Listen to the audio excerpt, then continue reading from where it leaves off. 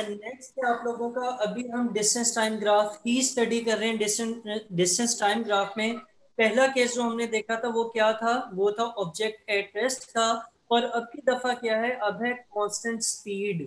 ठीक है, constant speed क्या होती है या यूनिफॉर्म स्पीड क्या होती है, जब इक्वल इंटरवल ऑफ टाइम में कोई ऑब्जेक्ट इक्वल डिस्टेंस कवर करता है तो हम कहते हैं कि उसकी स्पीड क्या होगी, स्पीड कांस्टेंट होगी।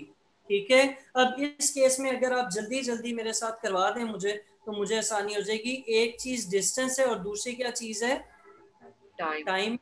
ए पॉइंट के डिस्टेंस क्या बनेगा, 10 बनेगा, और टाइम कितना बनेगा, 5 बनेगा। मैं एक मिनट कर, लेकिन ठीक है।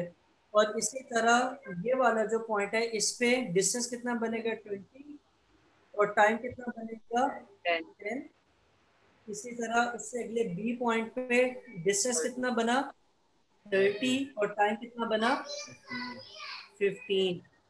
ठीक है, हर इंटरवल पे हर पॉइंट में डिस्टेंस के अंदर कितना चेंज आ रहा है, इसमें मैं डेल्टा डी कह रहा हूँ। डेल्टा चेंज के लिए यूज किया जाता है। आप लोग ना सोचें डेल्टा के बारे में, triangle D, delta D. Delta D कितना चेंज आ रहा है हर पॉइंट पे, 10 यूनिट्स का आ रहा है चेंज। और डेल्टा टी टाइम के अंदर कितना चेंज आ रहा है, 5 यूनिट्स।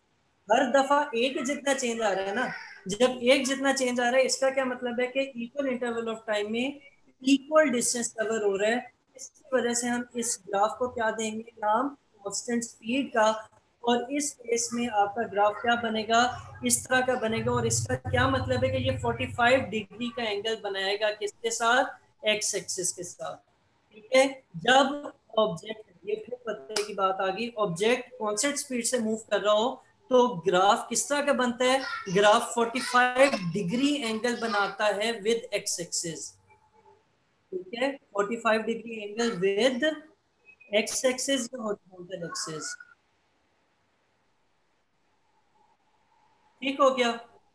अच्छा, कल मैंने आप लोगों को स्लोप का कॉन्सेप्ट करवाया था, और उसमें क्या बताया था, स्लोप क्या चीज होती है, राइज डिवाइडेड बाय रन। ठीक है, कि कितना चीज ऊपर की तरफ उठी है और कितना हॉरिजॉन्टल डिस्टेंस कवर की है, इस चीज को स्लोप या ग्रेडियंट या इंक्लिनेशन कहा जाता है। ठीक है, आपके लिए स्लोप काफी है, ये ध्यान दें। अच्छा, स्लोप जो है वो क्या चीज है, राइज डिवाइडेड बाय रन। और अगर आप कभी, ये है पते की बात, एक और के लिए मेन पॉइंट के लिए कुछ भी करें, कि अगर आप distance time graph, slope of distance time graph लिख लें, slope of distance time graph gives speed, एक मिनट, हाँ ठीक है, slope of distance time graph gives speed of the object. अगर आप डिस्टेंस टाइम ग्राफ की स्लोप निकालेंगे तो वो क्या देगा, वो देगा स्पीड ऑफ ऑब्जेक्ट, उस ऑब्जेक्ट की स्पीड कितनी है। सही है।